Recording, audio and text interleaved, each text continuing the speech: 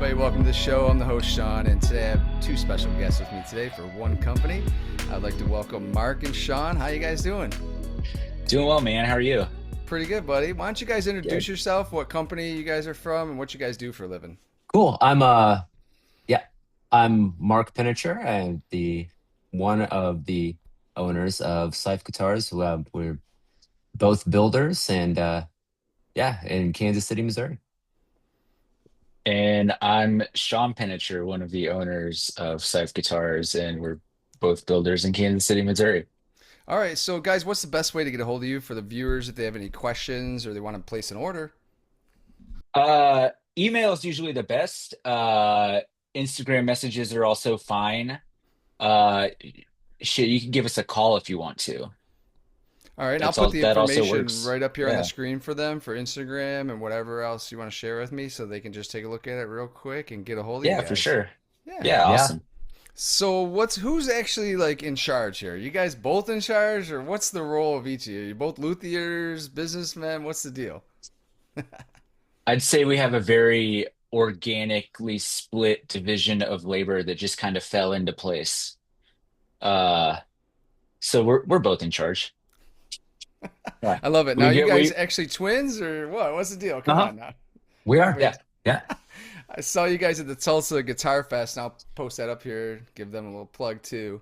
And it was fun hanging out and seeing you guys and seeing all your builds. So how and when did Scythe Guitars begin?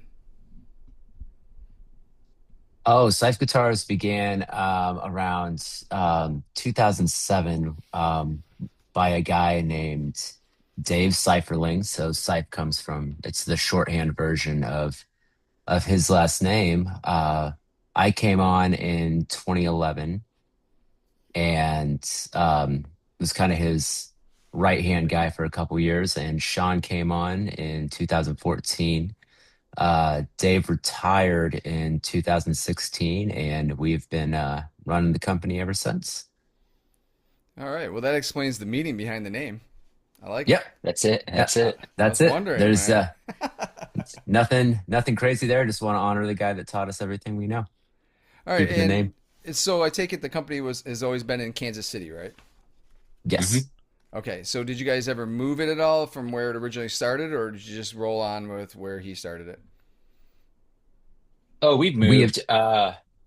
So we were in one of the suburbs called Independence, Missouri, for a minute, and now we're in Kansas City proper.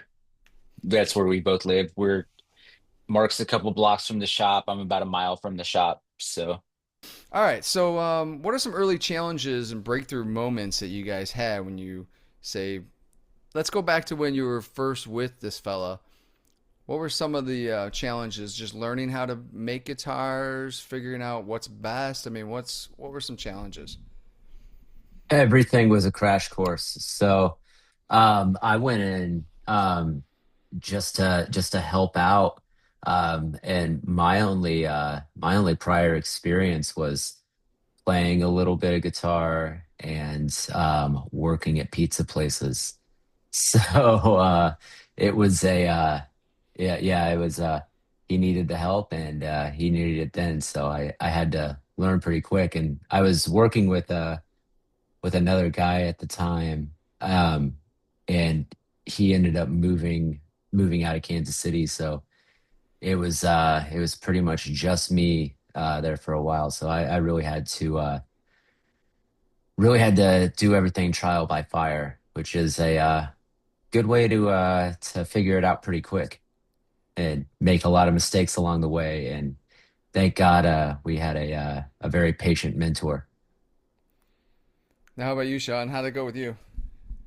pretty much the same. I just, Mark needed some help, and I didn't have anything to do during the day, so I went out and helped. We both started out having to wet sand finish, which isn't very fun.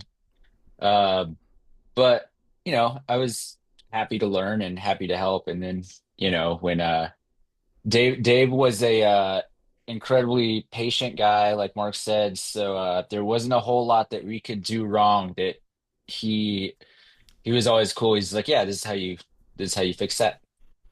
This I is love what it. you It's do. kind of Yeah. OJT, right? Like old school. I grew up in the Hmm. Yep. 70s and 80s, and not everybody got their jobs because they had a college degree. You know, Yeah. they went out and worked hard and built their way up in the company. So, what makes your guys' guitars more distinct? Do you feel like the tone, the vibe, the weight, the feel of them? What makes them really distinct? I'd say that the feel and the sound. We do as much in-house as we possibly can. So we're winding pickups. We are, you know, we're doing all the fretwork. Like we use a Plek machine. So our fretwork is as perfect as we can possibly get it. And even before we got the Plek, like we were jigging every single neck up, like no stone left unturned.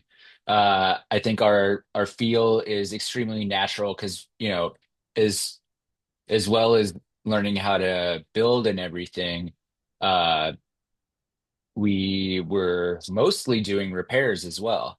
So there's not a whole lot that we don't know how to fix if we run into issues.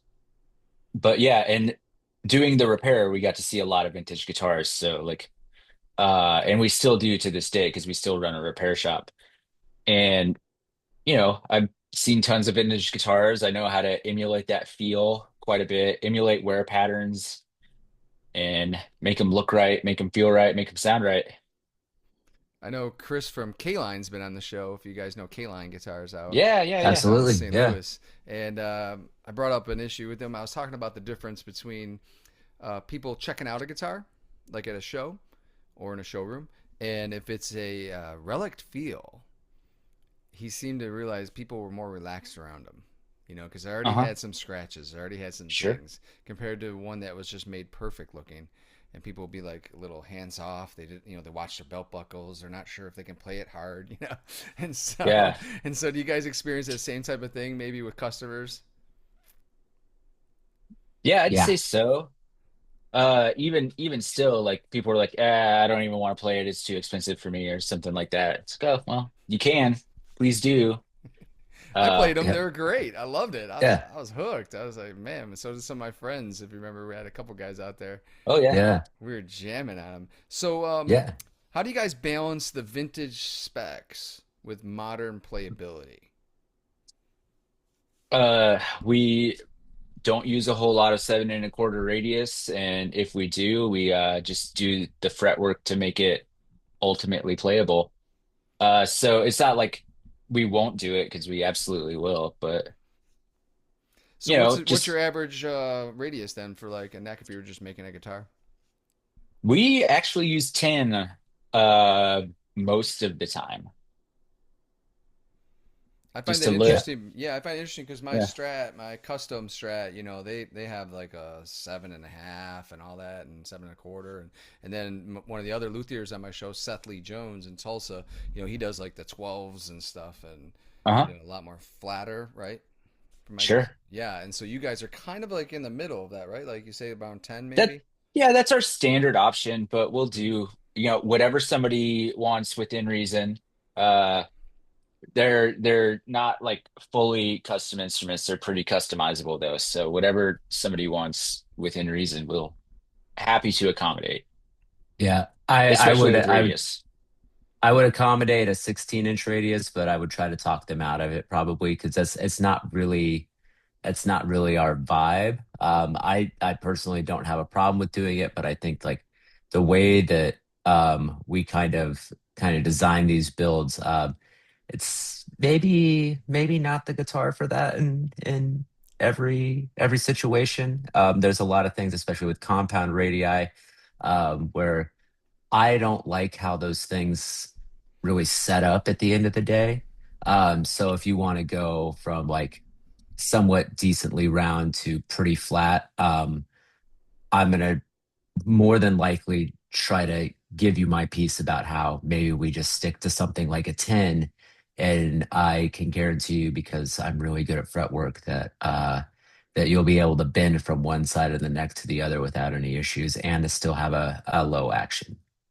So we really like to we try to keep keep a really good feel. But we are pretty customizable with I stuff like like it. that. So I love the feedback too. That's what's great about having luthiers and stuff when you're working hand in hand. I mean, it's always fun. I went into Guitar House of Tulsa and found that custom strat, and it is what it is, right? I'm not going to really change it. It's pretty Yeah. amazing. But if I was working with a luthier, it is nice to get some feedback and information because you guys are making them and you guys have that sensibility about, well, it might be a little flatter than what kind of, like, do you guys, I'm wondering, do you guys like ask people like what kind of music they play before you're making something maybe with the customer? What are they looking for? Those kind of questions you guys kind of hit them up with? Yeah, if they don't know, like if they're like kind of on the fence about certain options, that's really when that comes into play. Like, oh, well, what kind of style are you after?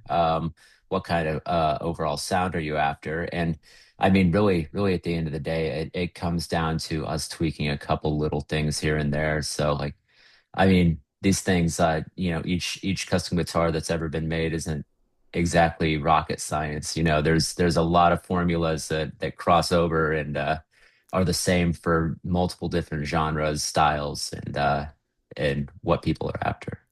Well, I think that's a good answer to all this because the modern playability is something that certain brands are known for Hmm. out there. I think like the PRSs maybe, and maybe some Ibanez's or the whatever. There's different. You guys might come up with some other brands too. But if somebody says to you like I like like a fast fretboard. I like to shred like Joe Satriani style, but I want a vintage looking guitar. I mean, you guys are probably already thinking in your head, right? Like, oh, that's going to be probably this kind of radius, this kind of Hmm. yeah, so explain one thing to my viewers. Not all of them are guitar players, but what's the compound radius that you're talking about? I know, but a lot of them don't. So a compound radius would be tighter toward the nut end of the fretboard and then flatter as you get closer to the end of the fretboard. And what would be the purpose of Yeah, that for people? comfy in the money zone and flat and easy to bend, and do your shreds in the no money zone. That's I love it. It's like Tom Bukovac and them guys talk about the money zone, right? Like, yeah, that third fret to about the 10th, the 12th fret, maybe somewhere around there, up a little bit, midway, right? Yeah. yeah. Punching through with the bridge pickup, through the mix, right? Oh yeah. Uh-huh. I love it. So, all right, you did allude to something a minute ago. How much is science, like measurements and specs, versus feel, like instinct, your ear, your experience? I'm On in my the Go I ahead. I'll say I think that they're just as important as one another. Because like the math and the geometry still has to be there to have a great guitar. Like you can have a guitar that won't intonate to save its life and a great player that can make it sound good and maybe likes the feel of it. But if the geometry is not there, then a good guitar isn't there. And it's funny, when we teach, every now and again we'll teach a setup class to people in town, and the first thing that I really explain to them is like, look, the geometry is everything, and a guitar setup is nothing more than a triangle. Um, you have you have 3 points that really matter. So your nut to your bridge, getting that right, your string height, and the string height off the at the nut. So when you put all that together, it's kind of nut, bridge, strings, boom, triangle. So you get all that stuff dialed in, and you have a great playing guitar most of the time. Man, I love it. That's great, man. I come Yeah. from engineering background. I used to be a drafter and 3D Oh designs and yeah. all that. So I'm picturing it in my head now about my guitar behind me. I'm like, okay, yeah, I'm buying it. I like it. I like it. Yeah. Man, that might be something people might be interested in coming and checking out. Do you guys post on like Instagram when you have one of those coming up?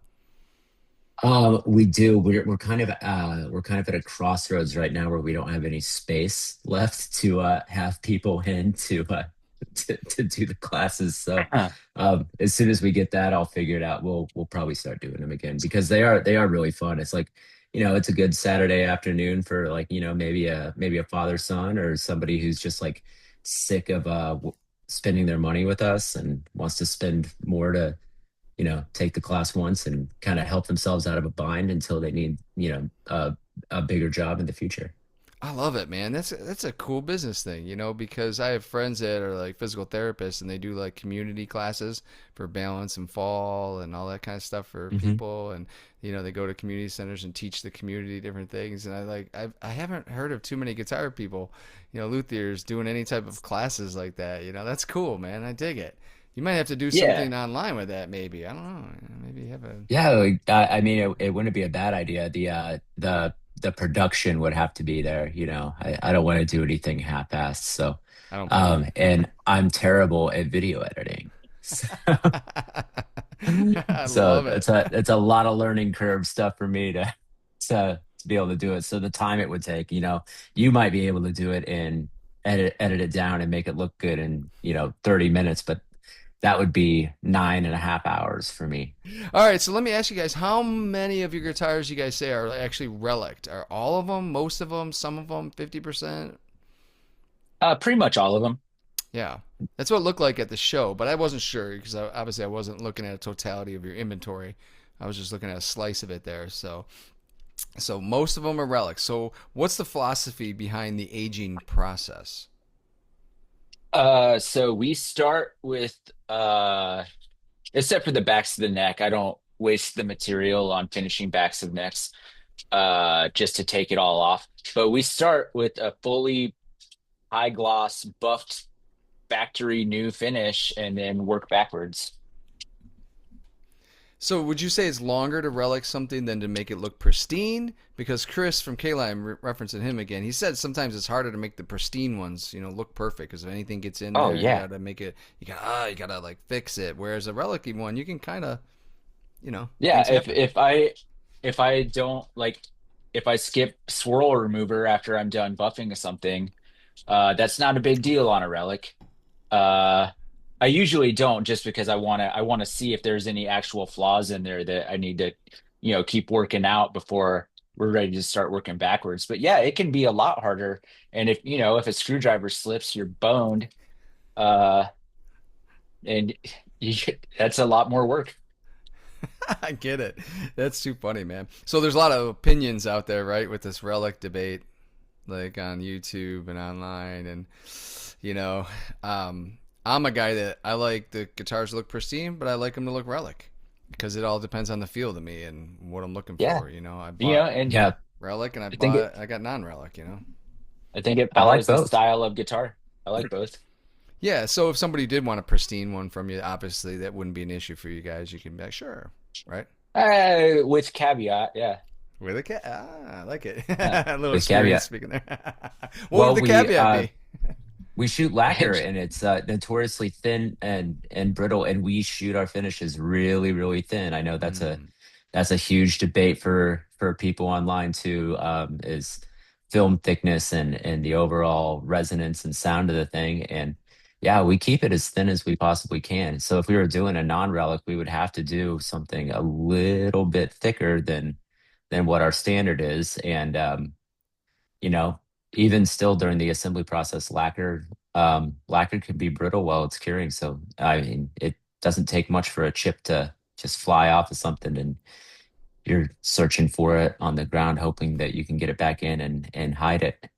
So relicing is cool. We don't like to do over the top World War III stuff, like we were saying earlier. We've seen and worked on a lot of vintage instruments, and even the well-played ones aren't as crazy as some of the modern relics.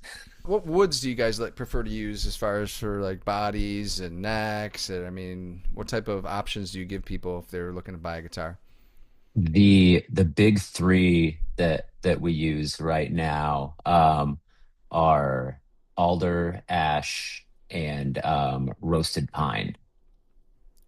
Um, and pine has kind of become a placeholder for both of those because alder's getting really heavy, ash is getting really heavy, and pine is kind of tonally a happy marriage between the two of those, and super usually super lightweight.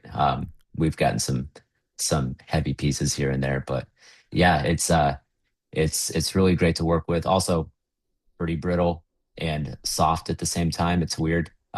If you've ever played like an old pine guitar or something like that, you know how soft they can be. So um, yeah, we even when it's petrified, it's still it's still easy to get a ding in.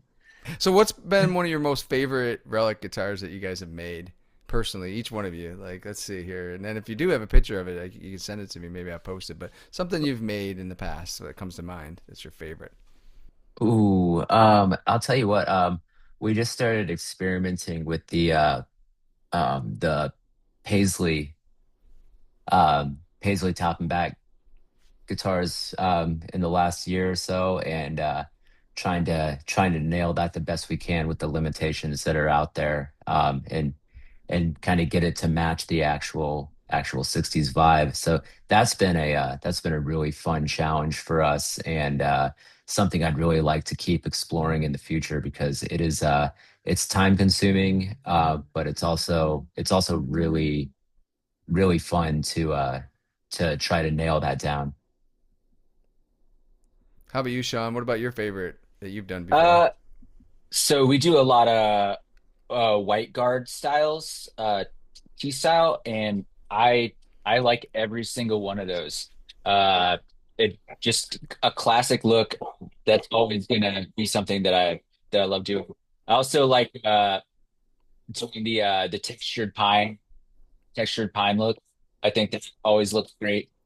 So I want to talk about the pickups real quick. Yeah. You talked about winding your own, right? You hand wind hmm them. Is that what you guys do, right? You do all that. Yeah, yeah, Mm-hmm. yeah. I am in charge of that world, and yeah, I sit there with these things at my desk, and Oh my and god. I design them in my laser software. And so I've been able to get some really cool, interesting shapes, like the Jazzmaster pickups that we had at Tulsa with the staple magnets in there. Um, as something, sitting there with a in my bedroom with a set of calipers and some reference materials, and just going there, and then get everything tested out, load the magnets in. I get to curate the magnets that we use, and all that stuff. And I do some stuff that uh turns out is it's not super common, but it's not something that I didn't reinvent the wheel. I think it's really hard to do that with a hand wound vintage style pickup.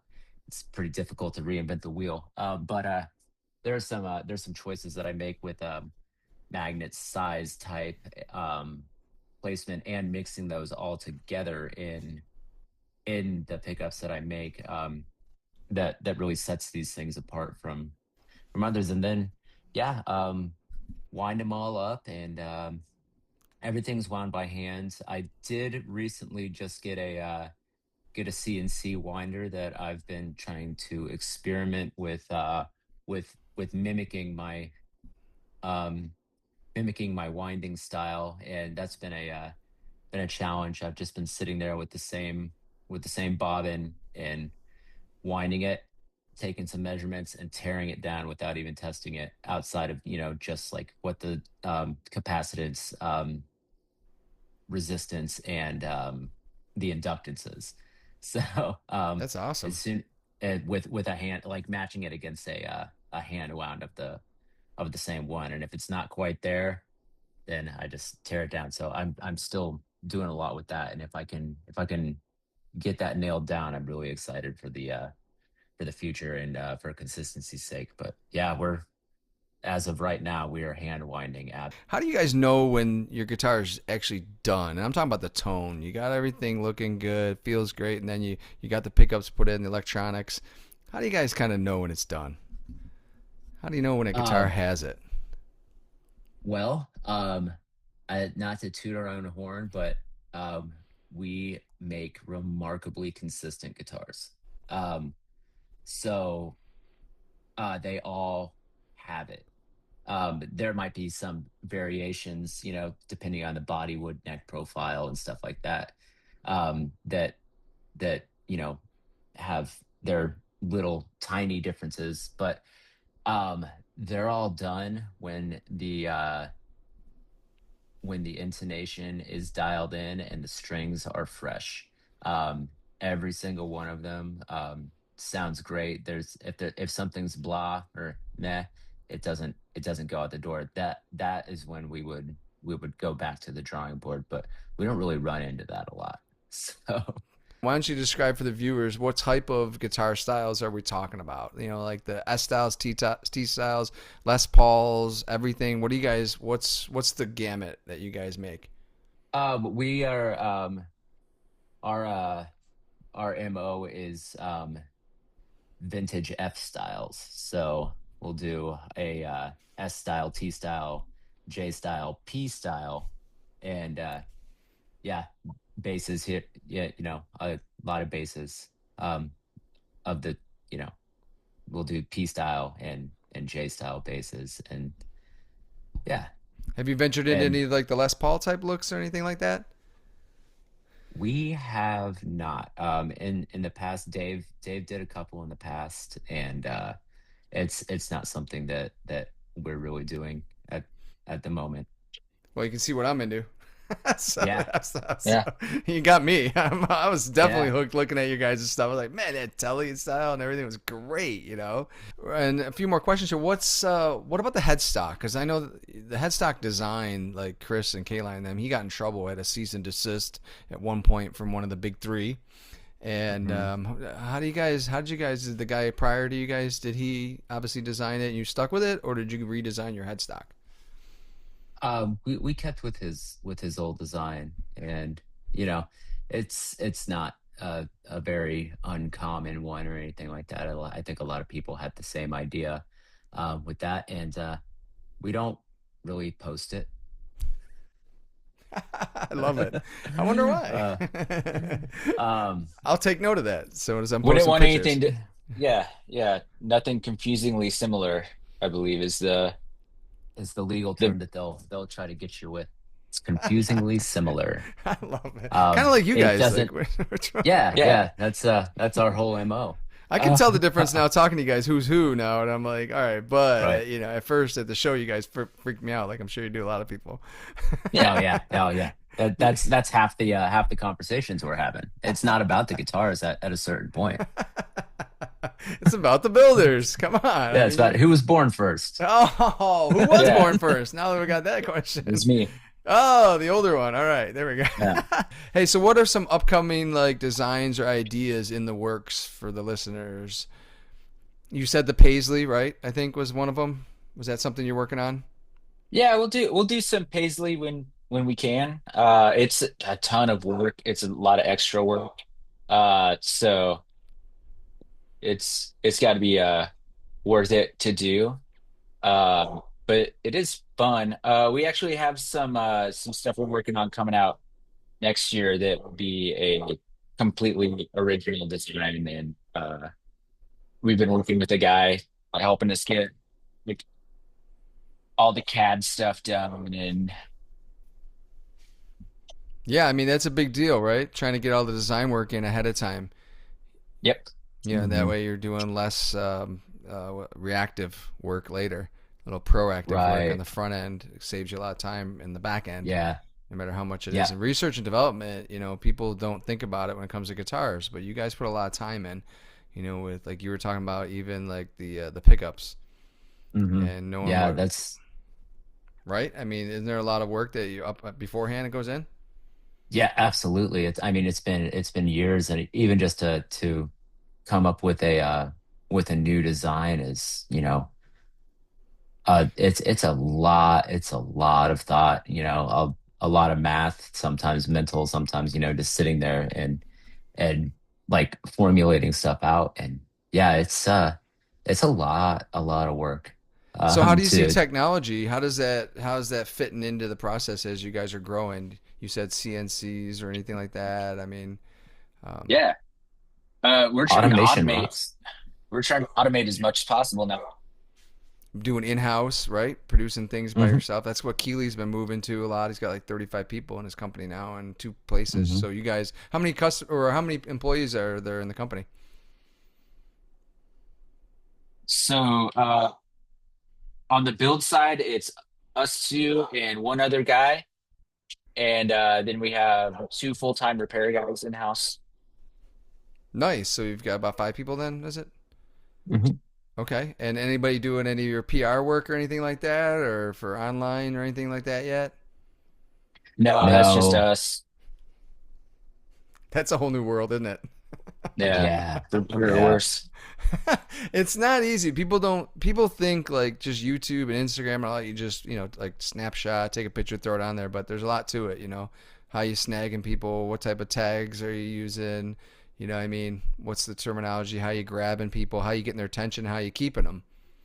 So, Hmm. so as you guys are moving forward, how do you see the boutique guitar scene evolving over the next 5 to 10 years? I think it's kind of it's we're in a really fortunate time right now, with all the stuff coming up and the amount of options that people have. I would like to see that continue over the next over the coming years, and whatever it takes to get more people, um, supporting smaller builders. I think that's really important, because I mean, you get to build, you know better relationships, and ultimately, a lot of the time you're getting a better product at a very similar price point. So more of that, please. So I think like as much as we like to rail on social media. I'm in my 50s, I'm older. And a lot of my friends rail on it. Oh, it sucks, it's terrible. But I'm like, I don't know. I love connecting with a lot of this stuff. I love seeing guitars and guitar players and seeing what you guys are doing, and it's amazing that you guys sometimes little insights when you guys are building stuff, like maybe like how you're making a neck or how you're making pickups. All those kind of things like hook everybody like on Instagram, for Hmm. example. You know? Yeah, And then seeing like maybe before and after of a guitar is like pretty amazing. We couldn't do that like 20 years ago, right? right. Like when I grew up in the 70s and 80s and 90s, like you couldn't see that. So it's pretty amazing. You guys, I see your stuff like on Instagram, and I'm gonna repost it on here for everybody to take a look at. And it's like addicting because I'm looking through all these. I'm like, wow, I would love to try that one. I'd love to try that. Yeah, it's So cool. Shawn, how do you feel about that? How do you see the boutique guitar scene evolving in the next decade or so? Uh, I think there's a lot of smaller people that are like, I think it's here to stay for sure. Um, because of those like personal relationships you get to build between builder and client and everything. And yeah, I think we're gonna see a lot more. I think uh and I think that's good. Um, yeah. Awesome. I think it's great. As we're wrapping up, I'm going to throw a few questions at you guys. So, quick fire ones. All right, we'll start with Okay, All Mark. You right. cool. ready? You ready, Mark? Yeah. Yeah. What's up? All right, what's your favorite finish color? Ooh, off the dome, it's gonna be Sherwood Green. Oh, hey, that's my guitar. Where am I going? This side, Sherwood. Maybe that's why I thought of it. Subliminal, right? All Yeah, right, right. Mark, let's shoot another one at you, Mark. Do you like Strat, Telly, or Offset? What's your favorite? Offset. Offset. Interesting. Maple or Rosewood, Mark? Maple. All right, Shawn, coming at you. Favorite finish color? What about you? Uh, any candy color. Interesting. I like that. So, do you like the kind that are like what's the pastelish type looking colors? No, no, I'm talking like you start with a gold or silver base and then shoot dye over it. Oh, cool. Anything like that. I like doing it. All right, what about you? Strat, Telly, or Offset? Uh, Offset is my personal favorite, but from a practicality standpoint, I like Tellys. What about Maple or Rosewood for you, Shawn? Rosewood. You like Rosewood? I like Rosewood. Oh, nice. All right, so would you rather go to a snack machine or go to one of the gas stations to get a snack? Gas station. Quick Gas Trip. station. Yeah. I love it. I love it. And now, what about pedals, real fast? What's your favorite pedal, Mark? Your guitar pedal? Oh, Lordy, it's the Keeley Loomer. Oh, shout out to my man, Robert Keeley. How about Yeah. you, Shawn? I don't know. I have and have had. I have okay. Again, the one pedal that I've had for a very long time that I will never get rid of is a Keeley modified Rat from about 2004. Oh So man, Keely for back the back at your win. boy Keeley. Yeah, Yeah, man, right back at Robert, man. We'll give him a shout out. He'll be yeah. watching. Hell yeah, Robert. Also, the my most practical pedal that I have is a dirt pedal, and it's the Silktone Overdrive Plus. Awesome, man. I love it. What about amps, though? Everybody's gonna wonder about what kind of amps. You guys are guitar builders. What's your favorite amp, Mark? Oh Lordy, Fender Princeton. Ooh, classic. How about you, Sean? I am a Marshall guy at heart. Back to you, Mark, real quick here. Who's your favorite guitar player of all time? It was Ace Frehley. Ooh, Yeah. Um, the spaceman. I guess it still is Ace Frehley. Wow, tip there. What Yeah. about you, Sean? Randy Rhodes. Ooh, all right. What about living guitarists now? Somebody's alive right now. Um, Zach Mine Wild, is Steve Vai. in a huge 180. It's Omar Rodriguez from at the drive-in, or I guess the Barnes Volta now. Cool. How about you, Sean? Man, I don't know. There's so many to choose from. If you had to go to a show right now for free, I'll fly you anywhere you want to go. Who would you go see? One What guy. is the maybe Billy Corgan. Really interesting. I like this. I This is just cool. I love everything about the way he plays. He's not, you know, technically like the greatest, but he's so interesting. He's such an interesting guitar player. Hey guys, thanks for being on the show, and I'll put any type of questions or anything that any of the fans have, I'll send your way, and Cool. um, and if anything, you guys can post anything that I tag you guys in. I appreciate it, and I thank you guys so much for your time. And stay on the line for just a second.